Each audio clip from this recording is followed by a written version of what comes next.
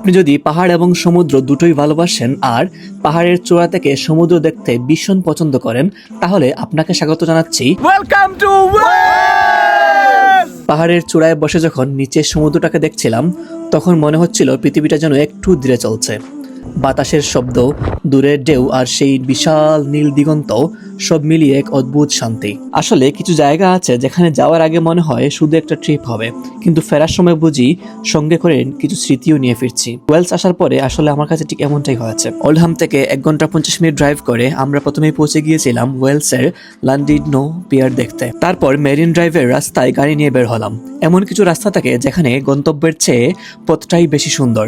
জানালার বাইরে একের পর এক বদলে যাওয়া দৃশ্য দেখে বারবার মনে হচ্ছিল এই মুহূর্তটা একটু বেশি সময় ধরে থাকুক। আপনি জাস্ট একবার ইমাজিন করেন যে এইরকম রাস্তায় আপনি নিজের স্বপ্নের গাড়ি চালাচ্ছেন, আর সেই গাড়ি চালাতে হলে অবশ্যই আপনাকে থিওরি টেস্ট পাস করতে হবে। আর থিওরি টেস্ট পাস করতে অনেকেই আটকে যান। একটা অ্যাপস আছে থিওরি টেস্ট বাংলা, যেটা ডাউনলোড করে আপনি প্র্যাকটিস করলে একদম সহজেই আপনি থিওরি টেস্ট পাস করতে পারবেন। আমি এই অ্যাপসের লিঙ্ক কমেন্টে দিয়ে দেবো, আপনাদের উপকারে আসবে ইনশাআল্লাহ। সবচেয়ে অন্যরকম অভিজ্ঞতা ছিল পাহাড় বেয়ে চলা সেই ঐতিহাসিক ট্রামযাত্রা দেখে।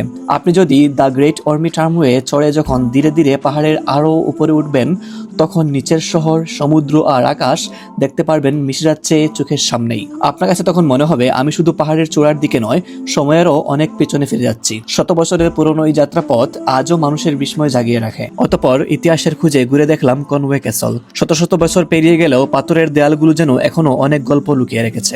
আর একদম শেষে গেলাম the smallest house in the great ব্রিটেনে। ছোট্ট একটা বাড়ি, কিন্তু তার সামনে দাঁড়িয়ে বুঝলাম কোনো জায়গার গুরুত্ব তার আকারে নয়, তার গল্পে। আসলে এই কারণেই আমি ভ্রমণ করি, শুধু নতুন জায়গা দেখার জন্য নয়, নতুন গল্প খুঁজে পাওয়ার জন্য। আমি কিন্তু শতভাগ গ্যারান্টি দিয়ে বলতে পারি যে আপনাকে ওয়েলসের সৌন্দর্য মুগ্ধ করবেই।